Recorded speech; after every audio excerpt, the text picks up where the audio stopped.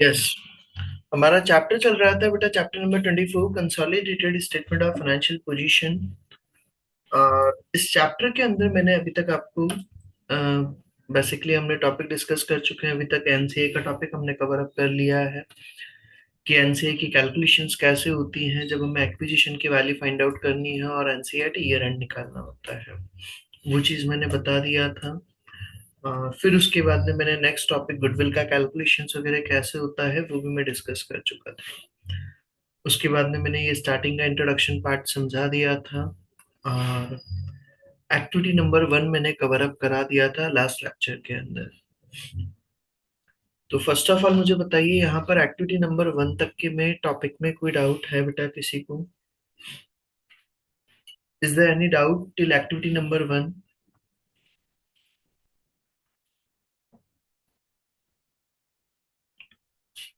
चलिए, इसी के बाद में फिर हम आगे का टॉपिक स्टार्ट करते हैं।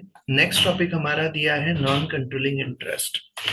अब नॉन कंट्रोलिंग इंटरेस्ट होता क्या है, इस टॉपिक को हमने पहले भी पढ़ा है। तो कि भाई ऐसा पोर्शन जिसका कंट्रोल तो पेरेंट कंपनी के पास होता है, बट होल्ड अगर कोई और करता है। सपोज अगर मान लो कंपनी के अंदर पेरेंट कंपनी ने सब्सिडियरी कंपनी का 80% पोर्शन अगर ओन कर रखा है, तो ऑब्वियसली कंट्रोल तो पेरेंट कंपनी के पास आ गया, बट उसका 20% पोर्शन की ऑनरशिप उनके पास नहीं है। तो वो जो 20% पोर्शन है वो हमारा कहलाता है NCI. The non-controlling interest in the equity is a subsidiary not attributable directly or indirectly to the parent, and that is the non-group shareholder interest in the net assets of the subsidiary, जिसमें group का share holder नहीं है, कोई और share holder है। Point to note, at parent and 100% of the subsidiary net assets line by line to show control. वही हम control को शो करने के लिए तो क्या करेंगे, एसेट्स और लायबिलिटीज को तो वही लाइन बाय लाइन ऐड करते हैं। And the equity section include a new heading for non controlling interest. और नॉन कंट्रोलिंग इंटरेस्ट का हमारा एक नया हेडिंग एड ऑन हो जाता है किसके अंदर, इक्विटी के अंदर। To show the extent to which the assets and liabilities are controlled by the parent but are owned by the other parties, ताकि वो पोर्शन शो हो सके भाई, तो कि इस पोर्शन का कंट्रोल तो हम लोग करते हैं बट ऑन कोई और के पास है। एनसीए जब हमें एक्विजिशन का वैल्यू निकालना होता है, for the purpose of the exam non controlling interest in the acquisition date should be measured at fair value. भाई आपको जब एनसीए का वैल्यू निकालना होता है, एक्विजिशन की डेट का हो, तो वो फेयर वैल्यू पे निकाला जाता है। That is how much it would cost of the acquirer to acquire the remaining shares. भाई आपने कितना कंसिडरेशन वगैरह, उसका कितना वैल्यू बनता है। If not given in a question, generally वो क्वेश्चन में दिया हुआ होता है, अगर नहीं दे रखा, the fair value of NCA can be calculated as the number of shares belonging to NCI multiplied by the share price. ये हम ऑलरेडी पढ़ चुके हैं। और जब हमें एनसीआई की वैल्यू वगैरह जो होती है वो वैल्यू आ जाएगी। और जब हमें ईयर एंड की वैल्यू अगर निकालनी होती है, तो ईयर एंड की वैल्यू निकालने के लिए वो एनसीआई एक्विजिशन फेयर वैल्यू का जो हमने ऊपर निकाला था वो, उसमें वही पोस्ट एक्विजिशन रिजर्व्स का एनसीआई का जो शेयर है वो ऐड कर देंगे, तो आपका एनसीआई ईयर एंड आ जाता है। इसका हम एक्टिविटी नंबर 2 देखते हैं। इसमें क्या बोला है, एनसीआई का जो पोर्शन हमने ऑलरेडी डिस्कस कर चुके हैं। Pop acquired 75% of the issued share capital of snap. Pop ने क्या करा है बेटा, 75% पोर्शन अक्वायर किया है स्नैप का। तो ये पॉप कंपनी है, उन्होंने अक्वायर किया है 75% पोर्शन किसका, स्नैप का। और डेट ऑफ एक्विजिशन हमारा बता दिया है 1 जनवरी 2018। 1 जनवरी 2018 को उन्होंने बिजनेस एक्वायर किया है, when Snap had retained earning balance of $1 million। और उस दिन, कब, जब एक्वाजिशन किया था। तो रिटेन अर्निंग्स आपका एट एक्विजिशन रखा हुआ था बेटा, जो कितना था हमारा एट एक्विजिशन। रिटेन अर्निंग्स हमारा एक्विजिशन के टाइम पर रखा हुआ था कितना, $1 million का हमारे पास बैलेंस रखा हुआ था, $1 million। इसी के बाद में हमें आगे बोला the fair value of the non controlling interest at the date of was $1.5 million। उन्होंने खुद नहीं दे दिया है। एनसीआई एट एक्विजिशन वो हमारा फिगर दे दिया कितना है, 1.5 मिलियन। एनसीआई एट एक्विजिशन का फिगर है कितना, $1.5 million। 1 ईयर लेटर, 1 साल बाद में, अभी जो इन्फॉर्मेशन हमें दे रखी है, बैलेंस शीट कब की दे रखी है, 1 year later, two companies had the following statement of financial position. ये पॉप कंपनी का इंफॉर्मेशन दे दिया और स्नैप कंपनी का इंफॉर्मेशन दे दिया। इन्वेस्टमेंट्स बता दी इन स्नैप 6000, अदर एसेट्स बता दिया 10,500 और 9200, शेयर कैपिटल दे दिया 10,000 और 4,000, रिटेन अर्निंग्स दे दिया 1,500 और 2,200, और लाइबिलिटीज बता दिया 5,000 और 3,000। फर्स्ट ऑफ ऑल मुझे बताइए क्वेश्चन में किसी तरह का कोई डाउट है क्या बेटा?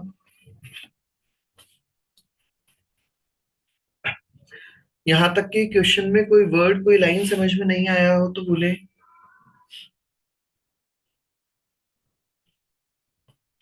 अब इसी के अंदर हमें बोला क्या है, prepare the consolidated balance sheet of statement of financial position of Pop and its subsidiary as at 31 December 2018। हमें बैलेंस शीट बनानी है।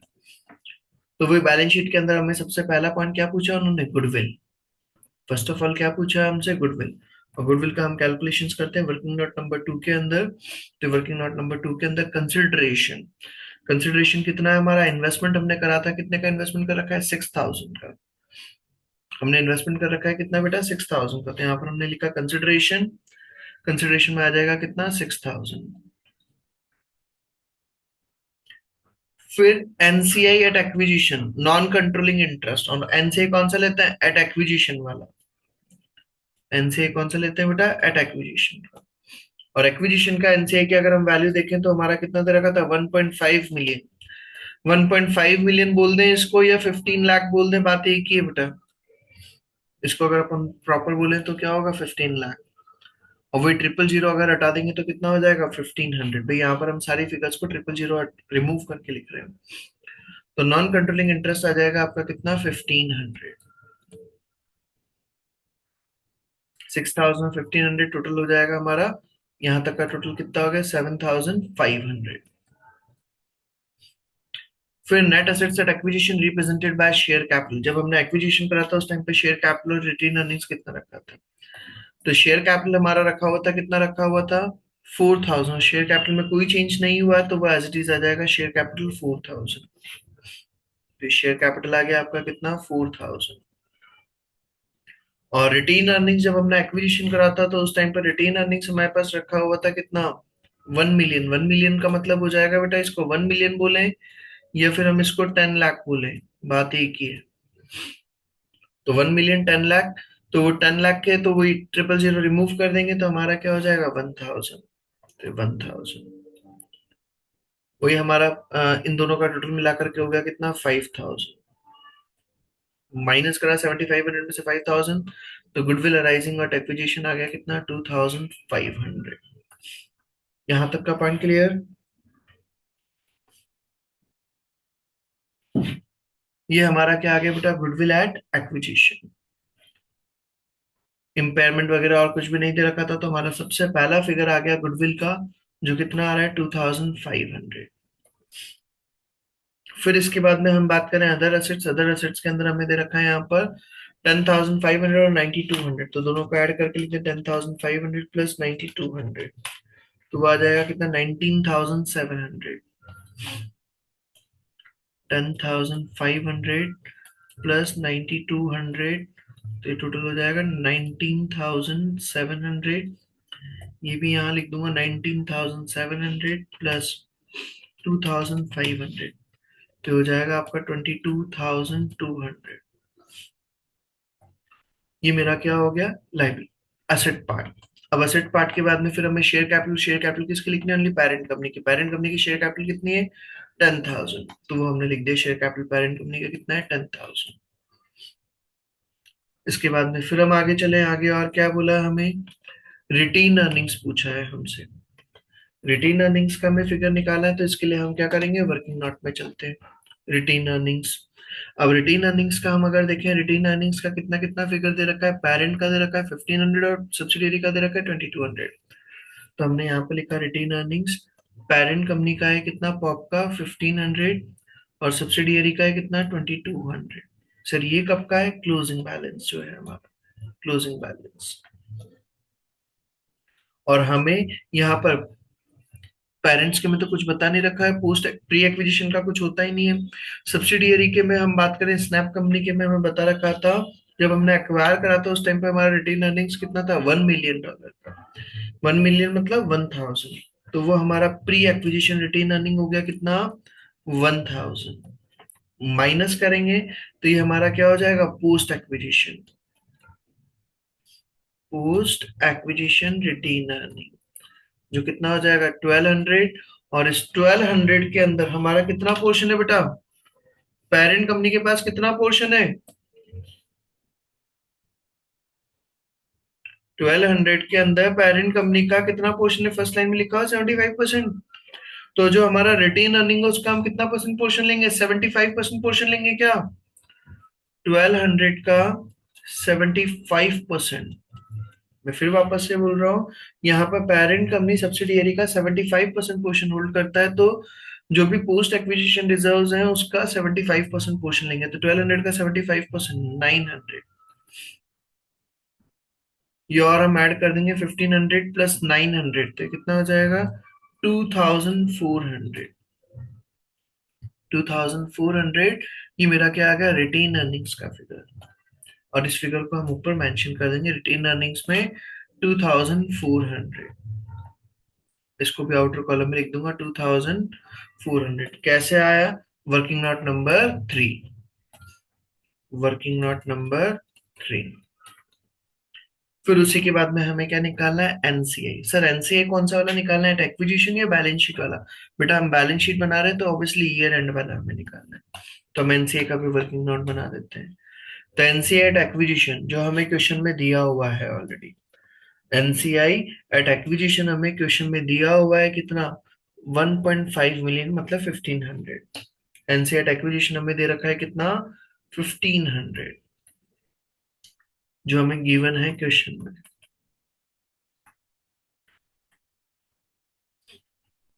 उसमें वही ऐड करेंगे, हम ऐड क्या करते हैं, पोस्ट एक्विजिशन रिटेन अर्निंग्स में एनसीआई का share, NCI share of post acquisition retained earnings. तो पोस्ट एक्विजिशन रिटेन अर्निंग्स हमने अभी हाल यहाँ पर निकाला था, तो स्नैप का कितना आ रहा था, 1200 आ रहा था क्या बेटा। पोस्ट एक्विजिशन रिटेन अर्निंग्स हमारा कितना आ रहा था, 1200, और 1200 का भी हमने पोस्ट एक्विजिशन रिटेन अर्निंग्स निकाला था 2200 माइनस 1000। तो वो हमारा बैठा था 1200, और 1200 का एनसीआई से रेटेड कितना पोर्शन रहेगा, 25%। तो 1200 का 25% हो जाएगा 300। तो 300 यहाँ पर लिखा, पहले का फिगर था हमारा 1500, 1500 और 300 कितना हो जाएगा, 1800।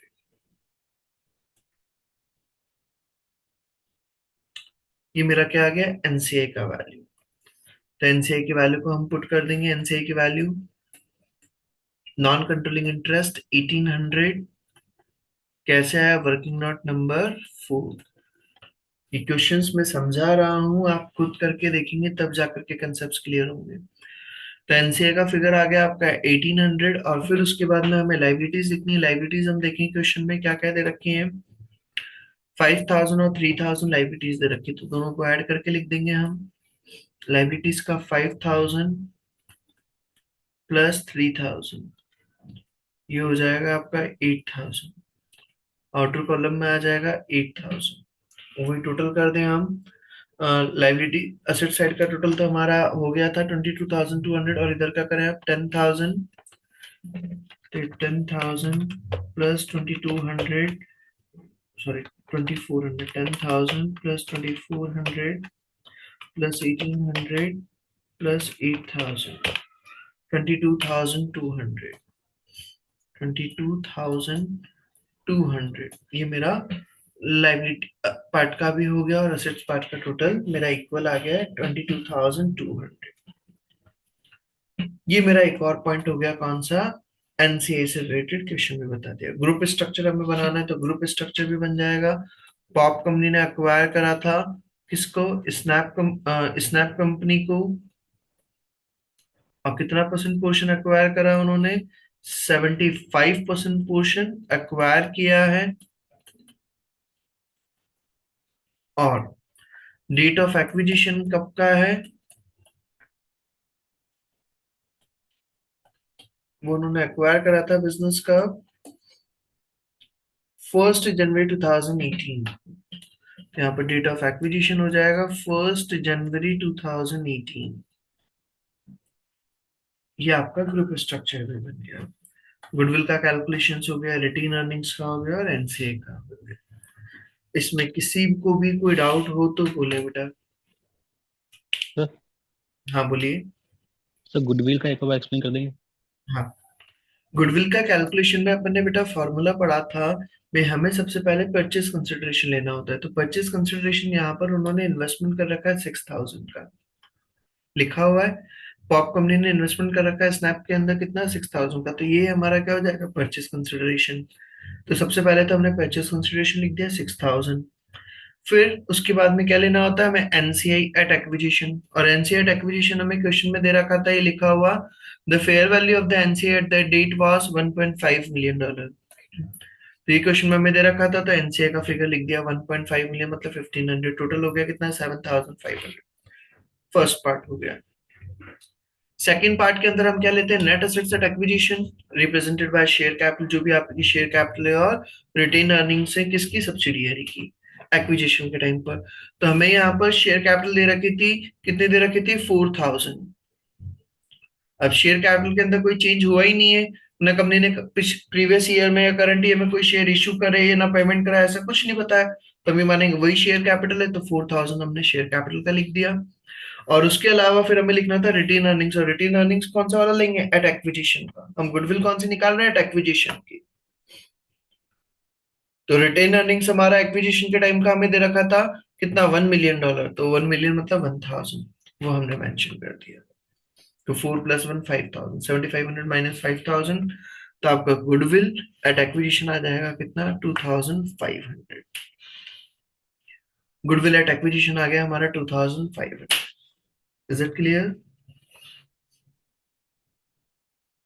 सर ये net asset eight acquisition represented bye, इसका मतलब क्या हुआ?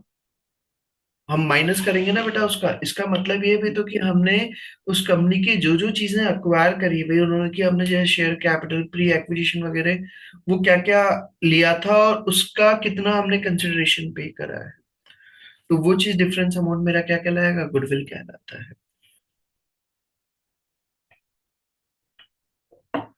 भाई यहाँ पर मेरे पास टोटल कंसिडरेशन और एनसीए का मिलाकर के जा तो कितना आ रहा है, 7,500। मतलब मैं दे रहा हूँ 7,500, जबकि चीज आ कितनी रही, शेयर कैपिटल रिटेन अर्निंग्स मिलाकर के 5,000 की। तो 2,500 रुपीज एक्स्ट्रा पे कर रहा हूँ, वो चीज मेरा क्या कहलाएगा, गुडविल कहलाएगा।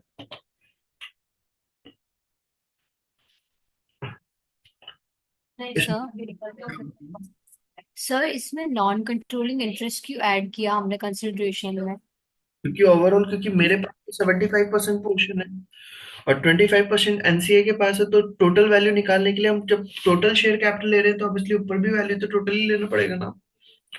अगर आप ऊपर 75% वैल्यू का लेंगे और नीचे 100% लेंगे, तो फिर वो तो मैच ही नहीं हो पाएगा बेटा।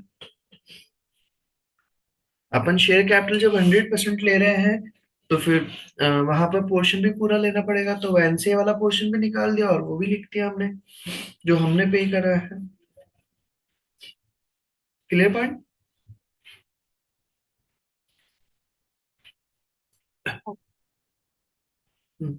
इसके अलावा बोले बेटा बाकी बच्चों और किसी को डाउट है कि इस क्वेश्चन में, यहाँ तक कि मैं देख लो कोई भी डाउट हो, कोई पॉइंट अगर समझ में नहीं आया हो तो बोले।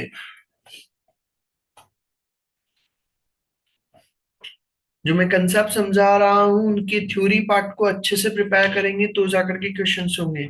और ये याद रखना एग्जाम में क्वेश्चन आएगा इसका।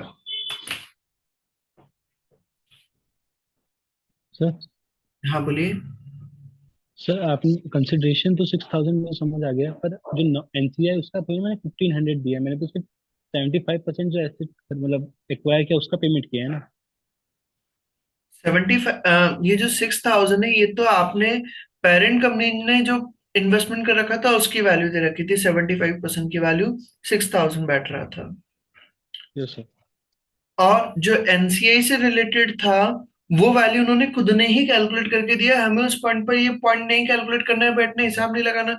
तो कि सर इसका 25% तो ये बैठ रहा है, इसका 50% ये बैठ रहा है, उन्होंने क्वेश्चन ने खुद ने दिया है फेयर वैल्यू इतनी बैठ रही है हमारी, यहाँ लिखा हुआ है the fair value of the NCA was 1.5 million dollar.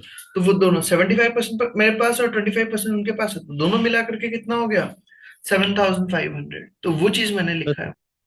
Consideration मैंने थोड़ी ना दिया है, मतलब पेरेंट कंपनी ने थोड़ी ना दिया है, कॉप ने थोड़ी ना दिया है। पेरेंट कंपनी ने तो दिया है बेटा ये वाला कंसिडरेशन 6,000, उन्होंने अपना ये इन्वेस्टमेंट के एसेट के फॉर्म में शो कर तो रखा है बैलेंस शीट वन के पॉइंट अंदर। बोलो। मिलियन वो हमने थोड़ी ना दिया है। कौन सा 1.5 मिलियन डॉलर? Yes sir. हाँ 1.5 मिलियन डॉलर वो मैंने पे नहीं किया, इसीलिए तो मैं गुडविल के अंदर ले रहा हूँ उसको। भाई तो कि ये अमाउंट भाई एक्चुअली बेटा हमें कंट्रोल अगर शो करना है तो कंट्रोल शो करने के लिए हम उसके अंदर गुडविल का जब कैलकुलेशन करना होता है तो हम उसको भी इंक्लूड किया जाता है। भाई एक्चुअल में टोटल वैल्यू कितनी बनती है और कितना हमारा दिया गया है ओवरऑल निकालने, क्योंकि एनसीए अलग से तो शो करेगा नहीं कहीं पर उसको अपनी बुक्स में, शो तो हम ही करेंगे ना। इसका आप अगर ऊपर पढ़े तो यहाँ पर ट्रीटमेंट में भी यही चीज लिखा हुआ था। द सब्सिडियरी नेट एसेट्स और equity will increase with the subsidiary, एक सेकंड इसका मैं बताता हूँ।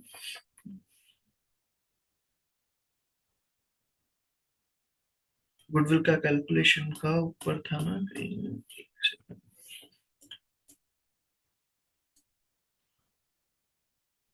ये देखो लिखा हुआ fair value of consideration investment plus fair value of NCA minus करेंगे less fair value of net assets. अब when the value of a business as a whole, जब आप पूरे बिजनेस की वैल्यू फाइंड आउट करना चाहते हैं, cost of investment plus any non controlling share not purchased, जब आप पूरे बिजनेस की वैल्यू को फाइंड आउट करना चाहते हैं तो फिर उसमें हम क्या करेंगे, ऑब्वियसली यहाँ पर एनसीए को भी ऐड करते हैं। Is greater than the net assets acquired in the investor control, तो वो डिफरेंस अमाउंट जो होता है वो हमारा क्या कहलाता है, गुडविल कहलाता है। Clear point? यस। और बोले बेटा बाकी किसी को डाउट हो तो यहाँ तक के पॉइंट में अपने डाउट्स क्लियर करते चलना, मैं फिर बोल रहा हूँ। किसी को भी डाउट हो तो बोले यहाँ तक के, मैं अदरवाइज मैं आगे का पॉइंट स्टार्ट करूंगा फिर। करें स्टार्ट नेक्स्ट पॉइंट। चलिए, तो इसी के बाद में फिर हम आगे आते हैं। इसी के बाद में दिया है हमारा next topic other reserves. Sir ये अदर रिजर्व्स क्या होते हैं? जैसे हमने रिटेन अर्निंग्स का ट्रीटमेंट पढ़ा, same as it is other reserves का भी ट्रीटमेंट हमारा होता है। वही हमारा प्री एक्विजिशन पोस्ट एक्विजिशन वही हमें डिस्ट्रीब्यूट करना होता है। तो क्या लिखा हुआ है, if in question other reserves, अगर आपको क्वेश्चन में और कोई रिजर्व्स अगर दिए हुए हैं like revaluation reserves are given, then it will also be treated same as retained earnings। तो उसको भी हमें वही रिटेन अर्निंग्स की तरह हमें ट्रीटमेंट करना होगा, कोई अक्कल नहीं लगानी है हमें, कोई एक्स्ट्रा पॉइंट्स नहीं। सेम जैसा आप रिटेन अर्निंग्स का कर देते प्री और पोस्ट का, सेम वैसे के वैसे इसको भी करिए, आपको अगर एग्जाम में क्वेश्चन में दिया जाता है। It means pre acquisition reserve will not be shown in the consolidated financial statements and post acquisition reserves will be added. Is it clear? Clear point ये हमारा क्या हो गया, एक और पॉइंट हो गया अदर रिजर्व्स। इसी के बाद में फिर हमारा नेक्स्ट पॉइंट दिया है फेयर वैल्यू।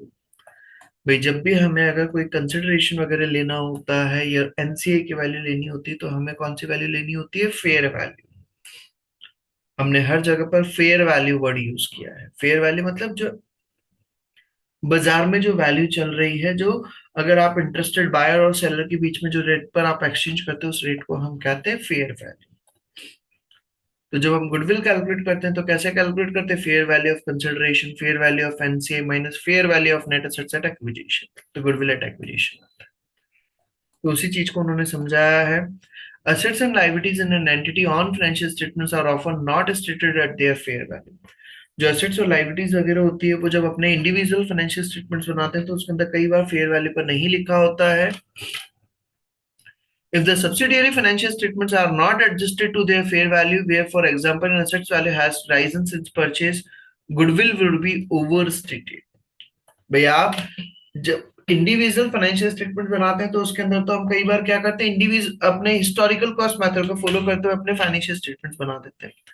बट उन्होंने बोला है जब आप कंसोलिडेटेड फाइनेंशियल स्टेटमेंट्स बनाते हैं तो आप उसके अंदर असेट्स और लायबिलिटीज को किस पर शो करते हैं, उसकी फेयर वैल्यू पर शो करेंगे।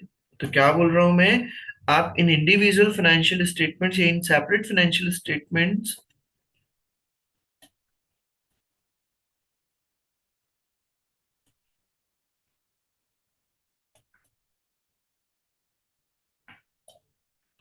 it may be possible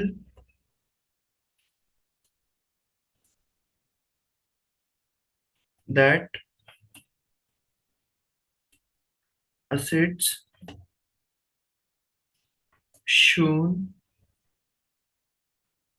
at historical cost price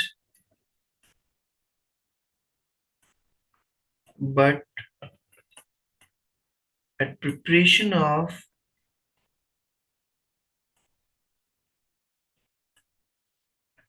consolidated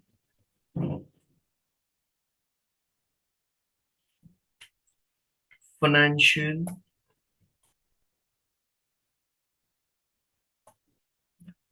statements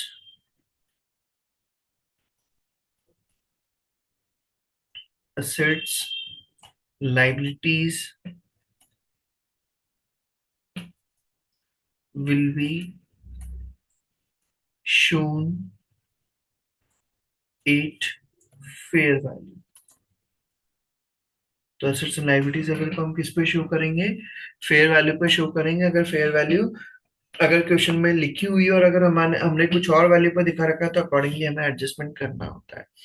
मान लो आपने प्रॉपर्टी प्लांट एंड इक्विपमेंट से आपने 10 लाख पर शो कर रखा है, बट अगर फेयर वैल्यू उसकी हो जाती है 12 लाख, तो फेयर वैल्यू अगर 12 लाख हो गई है तो बेटा आपकी एसेट्स की वैल्यू बढ़ रही है, इंक्रीज हो रही है, तो आपको प्रॉफिट होगा या लॉस होगा? Assets profit. प्रॉफिट होगा, और अगर प्रॉफिट होगा तो रिटेन अर्निंग्स का फिगर भी बढ़ेगा नहीं बढ़ेगा बेटा हमारा? यस।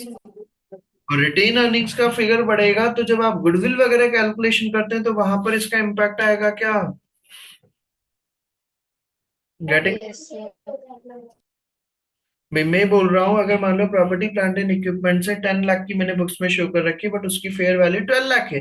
कंसोलिडेशन के टाइम पे जब हम प्रिपेरेशन कंसोलिडेटेड फाइनेंशियल स्टेटमेंट बना रहे हैं उस टाइम पे हमने उसकी फेयर वैल्यू निकाला, तो फेयर वैल्यू बैठ रहा है उसका 12 लाख, तो मैं 10 लाख की जगह उसको 12 लाख पर शो करूंगा ना बेटा बुक्स में। और जब 12 लाख पर अगर शो करूंगा तो प्रॉफिट बढ़ेगा नहीं बढ़ेगा मेरा?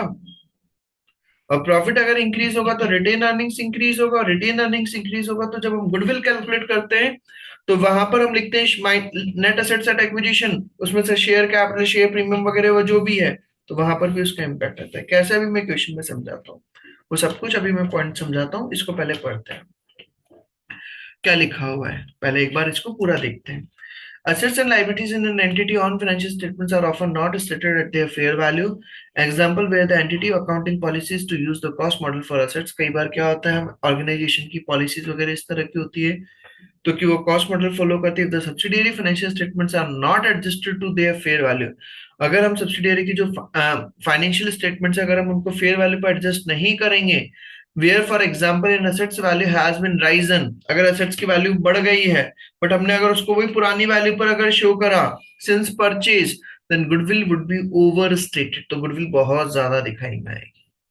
होगा या नहीं? मान लो मैंने बिल्डिंग खरीदी थी 10 लाख में आज से 25 साल पहले, आज उसकी वैल्यू 1 करोड़ रुपए। ऑब्वियसली मैं अगर उसको बेचूंगा, कंसिडरेशन सामने वाला मुझसे लेगा तो वो तो 1 करोड़ से ज्यादा मांगेगा। अब मान लो मैंने उस असेट को परचेज करा 1 करोड़ 15 लाख में, 1 करोड़ 15 लाख में, और 1 करोड़ 15 लाख, जबकि असेट आ कितने की रही 10 लाख की, तो वो तो बहुत बड़ा डिफरेंस अमाउंट हो जाएगा गुडविल का। तो गुडविल क्या हो जाएगी? ओवर स्टेट, ज्यादा वैल्यू पर दिखेगी, जबकि एक्चुअल में इतनी गुडविल नहीं है।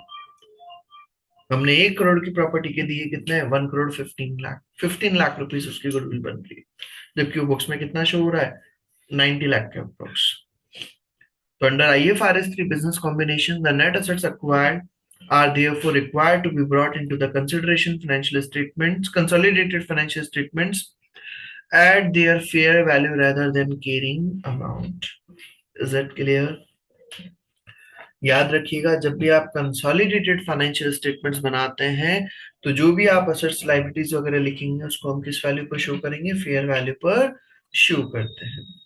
The difference between the fair value and the carrying amount is a consolidation adjustment made only for the purpose of consolidated financial statements. और जो भी डिफरेंस आता है उसको हमें एडजस्टमेंट करना होता है सिर्फ कंसोलिडेटेड फाइनेंशियल स्टेटमेंट्स के अंदर।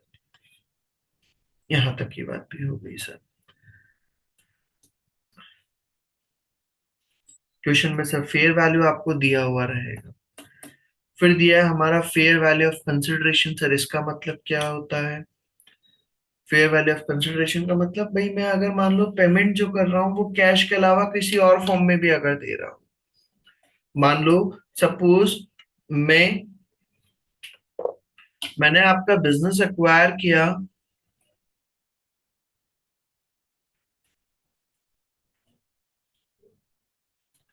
और बिजनेस एक्वायर जब करा तो मैंने आपको सबसे पहले तो कैश पे करा बेटा 20 लाख का। इसके अलावा मैं क्या कर रहा हूँ, शेयर्स इश्यू कर रहा हूँ 1 लाख शेयर्स ऑफ ₹10 ईच। तो बेटा ये जो शेयर मैंने इश्यू करे हैं ये भी तो मेरा कंसिडरेशन में आएगा नहीं आएगा? क्या फ्री में हुए हैं क्या? ये मैंने शेयर इश्यू करे हैं, उसी को बिजनेस एक्वायर के बदले में 1 लाख शेयर्स 10 वाले थे, 10 लाख रुपीस के शेयर मैंने और इश्यू कर दिए वेंडर को, जिससे मैंने बिजनेस परचेज करा। तो मेरा टोटल कंसिडरेशन कितना हो जाएगा? एक तरह से अगर देखा जाए तो 30 लाख का कंसिडरेशन हो गया है क्या? फेयर वैल्यू ऑफ कंसिडरेशन कितनी रहेगा? 30 लाख। हम ऐसा तो है ना बस ओनली कैश में जो पेमेंट करा है वही मानेंगे। 10 लाख के मैंने शेयर भी दिए तो वो भी कंसिडरेशन के अंदर इंक्लूड होगा। The consideration transfer which is the same as the figure recorded as the cost of the investment in the parent separate financial statements is also measured at fair value। जो consideration जो भी आप transfer करते हैं उसको हम किस पर लेंगे? फेयर वैल्यू पर। For the purpose of the exam, the consideration could consist of cash or shares. The fair value of the cash is simply the amount of cash paid, and the fair value of the shares is the quoted share price at the acquisition date। जो भी उसकी listing price है या जो भी market price है उस price को हम क्या मानते हैं? कंसिडरेशन प्राइस माना जाता है। मान लो 1 लाख शेयर्स मैंने एक्वायर करे और ₹10 का था, अगर मान लो उसकी रेट चल रही है 25, तो 1 lakh shares into 25, fair value कितनी होगी? 25 प्लस 20 लाख 45 लाख मेरा परचेस कंसिडरेशन हो जाएगा। यहां तक का पॉइंट क्लियर? फिर उसी के अंदर दिया है हमारा fair value of NCI. NCI की value, fair value for the purpose of this exam non controlling interest at the acquisition date is to be measured at fair value. NCI को जब हमें निकालना होता है तो फेयर वैल्यू पे निकालना होता है, और वैल्यू आपको दिया हुआ रहेगा क्वेश्चन, उसमें आपको पॉइंट में ज्यादा माइंड नहीं लगाना पड़ेगा। उसी का एक्टिविटी नंबर 3 हम देखें, उसमें क्या बोला है? X acquired 3 lakh of Y's 4 lakh $1 ordinary shares। Y के टोटल कितने शेयर्स थे बेटा?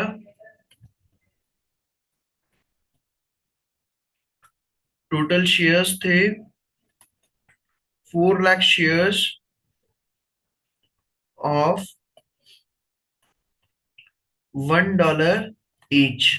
4 लाख शेयर्स थे $1 ईच के, जिसमें से एक्स ने अक्वायर किए हैं कितने? 3 लाख शेयर्स।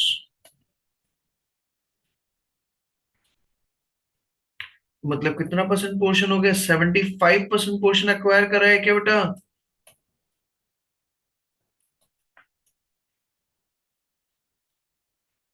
75% पोर्शन अक्वायर किया है। कैसे निकला sir? 3 lakh divided by 4 lakh multiply by 100, तो 75%। आगे क्या बोला हमें? कब अक्वायर करा? On 1 January 2015 when Y retained earning were $5 lakh. तो हमने जिस दिन अक्वायर करा था डेट ऑफ एक्विजिशन बता दिया है 1 जनवरी 2015। 15 और रिटेन अर्निंग्स दे रखा है at acquisition. Retained earning at acquisition हमें दिया हुआ है कितना, $5 lakh.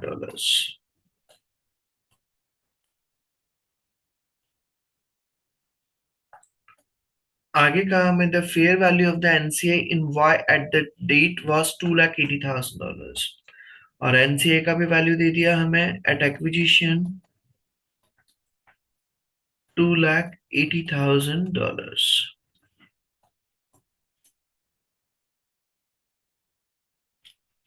The purchase consideration comprise $250,000 in cash. Purchase consideration के अंदर हमें $250,000 का तो हमें कैश पेमेंट कर, cash payable at acquisition and new shares issued in X on a 1 for 3 basis. और नए शेयर आप इश्यू करेंगे 1 for 3 बेसिस, मतलब हर 3 शेयर्स के बदले में 1 शेयर आप क्या करेंगे, इश्यू करेंगे। And the quoted price of X share on the acquisition date was $7.35। Quoted price मतलब मार्केट लिस्ट प्राइस। एक शेयर की वैल्यू कितनी चल रही है, $7.35 पर शेयर वैल्यू चल रहा है। आगे बोला हमें the fair value of Y लेनिन बिल्डिंग एट 1 June 2015 वाज $1,60,000। जो लेनिन बिल्डिंग था उनका 1 June 2015 को उसका वैल्यू था कितना, $1,60,000। But the caring amount was only $1 lakh और उसका केयरिंग अमाउंट कितना था, डेप्रिसिएशन वगैरह लगने के बाद का $1 lakh. Fair value $1,60,000 but caring amount कितना था उसका $1 लाख।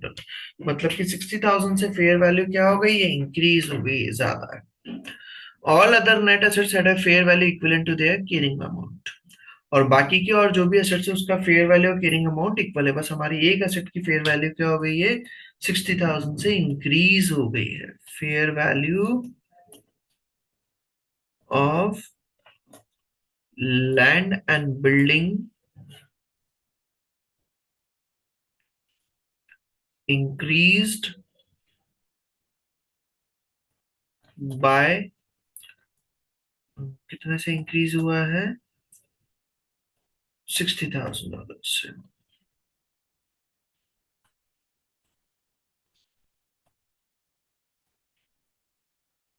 कैसे निकला, 160,000 माइनस $1 लाख।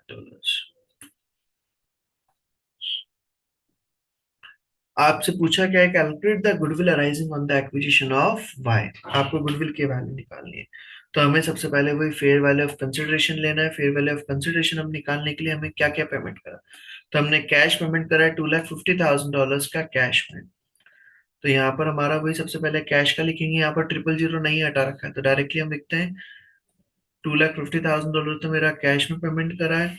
और शेयर्स इश्यू करूंगा, मैंने कितने शेयर्स एक्वायर कर रखे हैं बेटा, 3 लाख शेयर्स एक्वायर कर रखे हैं 4 लाख शेयर्स में से, और हर 3 शेयर के बदले में 1 शेयर दूंगा मैं। तो 3 लाख शेयर्स इंटू 1/3 कितने हो जाएंगे, 1 लाख शेयर्स।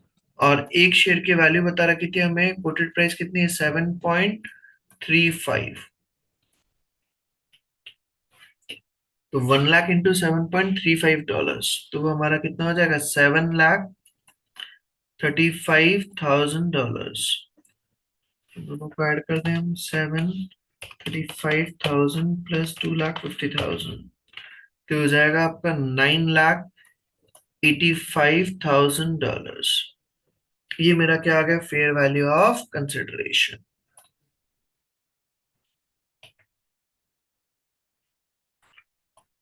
सबसे पहली चीज भाई, हमारा कंसिडरेशन का फेयर वैल्यू कितना है, कैश में पेमेंट करा 250 का। कंपनी ने टोटल शेयर एक्वायर कर रखे थे 3 लाख शेयर्स, हर 3 शेयर के बदले में 1 शेयर देंगे, तो 3 लाख इंटू 1/3, 1 लाख शेयर्स और 1 शेयर की कोटेड प्राइस कितना है, 7.35, तो 1 लाख इंटू 7.35, 7,35,000। इसी के बाद में फिर हमें निकालना है फेयर वैल्यू ऑफ एनसीआई। तो एनसीआई की फेयर वैल्यू वो हमें क्वेश्चन में दिया हुआ है कितना, $280,000। Fair value of NCI $280,000। फिर उसके बाद में हमें लिखना होता है fair value of net assets at acquisition. तो नेट एसेट्स एट एक्विजिशन हमारा जो हमने फेयर वैल्यू थी भाई, कंपनी के टोटल कितने शेयर्स थे, 4 लाख शेयर्स, और एक शेयर कितने का था, $1 ईच का। तो सबसे पहले यहाँ पर आ जाएगा शेयर कैपिटल, $4 लाख। कैसे निकला, 4 lakh shares into $1 each, 4 lakh. Retained earnings हमें दे रखा था एट एक्विजिशन का कितना, क्वेश्चन में $5 लाख क्वेश्चन में दिया हुआ था। फिर $5 लाख मेरा रिटेन अर्निंग्स हो जाएगा। और एक मेन पॉइंट जो है वो ध्यान से सुने, इसके अलावा हमारा फेयर वैल्यू एडजस्टमेंट आएगा। फेयर वैल्यू एडजस्टमेंट क्या, भाई आपका, मैंने क्या बोला, असेट्स की वैल्यू इंक्रीज हो गई तो एक तरह से आपका जो नेट असेट एक्विजिशन उसकी वैल्यू बढ़ जाएगी। उसकी वैल्यू बढ़ेगी तो आपका प्रॉफिट बढ़ेगा, तो प्रॉफिट बढ़ेगा तो हमारे यहाँ पे फेयर वैल्यू एडजस्टमेंट आ जाएगा कितना, $60,000। 160 माइनस 1 लाख कितना हो जाएगा, तीनों का टोटल करें, 4 लाख और 5 लाख, 9,960,000।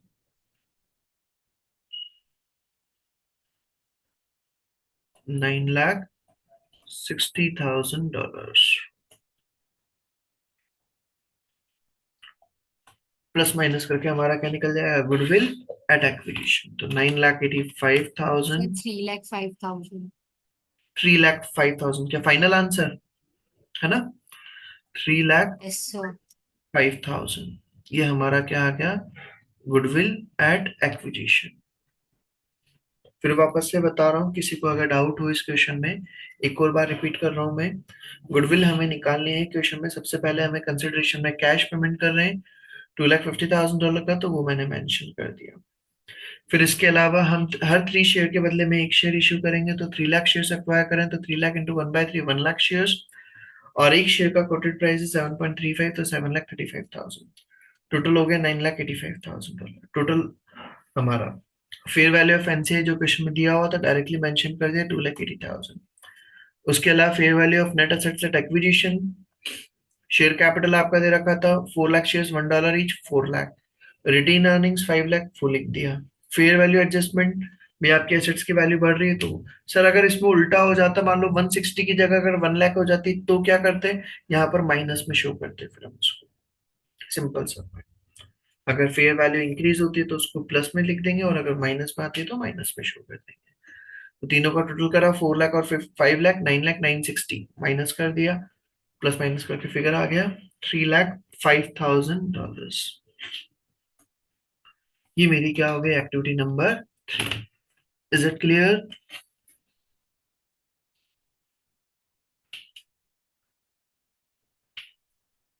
इसमें किसी को भी कोई डाउट हो तो बोले बेटा। गुडविल एट एक्विजिशन तक के में, यहां तक के में, एक्टिविटी नंबर 3 तक में कोई भी डाउट हो तो बोले बेटा। इन क्वेश्चंस को वापस से आप करेंगे रिपीट तो जाकर के कंप्लीट होगा बिल्कुल। यहां तक का आज आप कंप्लीट करें इसको, गुडविल तक का ट्रीटमेंट। इसके बाद में फिर हम कल इसमें नेक्स्ट टॉपिक रीड आउट करेंगे, इंटर कंपनी ट्रेडिंग। एक इंपॉर्टेंट टॉपिक है, मैं फिर बोलूंगा, जिसने भी अगर स्टार्टिंग का कोई भी क्लास अगर स्किप किया है तो उसको कंटिन्यूअसली प्रैक्टिस करते चलें, कवर अप कर लें यहाँ तक का टॉपिक, कि कल हम इसके अंदर फिर इसी का और नेक्स्ट टॉपिक पढ़ेंगे तो थोड़ा सा और लेवल इंक्रीज होगा। ये 2 टॉपिक्स और बचे हैं अब इस चैप्टर के अंदर, इंटर कंपनी ट्रेडिंग और second one is mid year acquisition. वो थोड़ा सा हाई लेवल आएगा, तो कंसेप्ट थोड़े से और अब हमें बढ़ाने पड़ेंगे, तो इसलिए टेक्निकल पॉइंट आएंगे, वो हम कल वाले लेक्चर में समझेंगे। यहाँ तक का आज आप इसको कंप्लीट कर लीजिए, एक्टिविटी नंबर 3 तक का पार्ट। ठीक है बेटा, यहाँ तक का आज आप कंप्लीट कर लीजिएगा। और मेरी एमए की क्लास अभी